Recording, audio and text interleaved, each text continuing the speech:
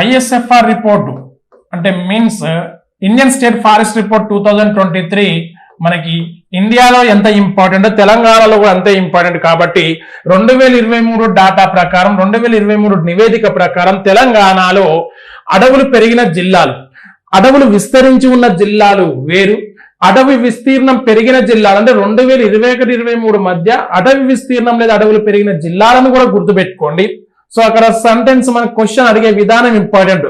అటవీ విస్తీర్ణం ఉన్న జిల్లాలు ఏమి అడగచ్చు, అటవీ విస్తీర్ణం పెరిగిన జిల్లాలు ఏమని అడగచ్చు. కాబట్టి సో ఇక్కడ తీసుకున్నప్పుడు తెలంగాణలో అడవులు అత్యధికంగా పెరిగిన జిల్లా జగిత్యాల జిల్లా.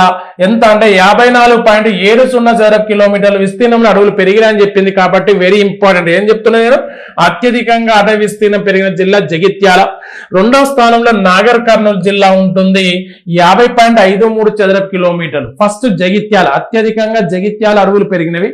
రెండో స్థానంలో నాగర్ కర్నూలు ఉంటే, మూడో స్థానంలో మహబూబ్ నగర్ 34.96 చదరపు కిలోమీటర్లతో మహబూబ్ నగర్ మూడో స్థానంలో ఉంది.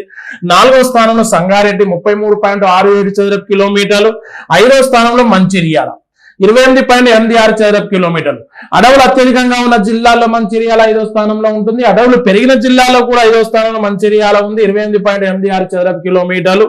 తర్వాత నల్గొండ ఆరో స్థానంలో, ఏడో స్థానం సిద్దిపేట జిల్లా. ఈ విధంగా 2023 ఈ మన సర్వే ప్రకారం, అటవీ సర్వే ప్రకారం తీసుకున్నప్పుడు అడవులు అత్యధికంగా పెరిగిన జిల్లాలు జగిత్యాల గుర్తుపెట్టుకోండి. తర్వాత నాగర్ కర్నూలు, మహబూబ్ నగర్ ఈ జిల్లాలు అయితే గుర్తుపెట్టుకోండి అని చెప్తున్నాను.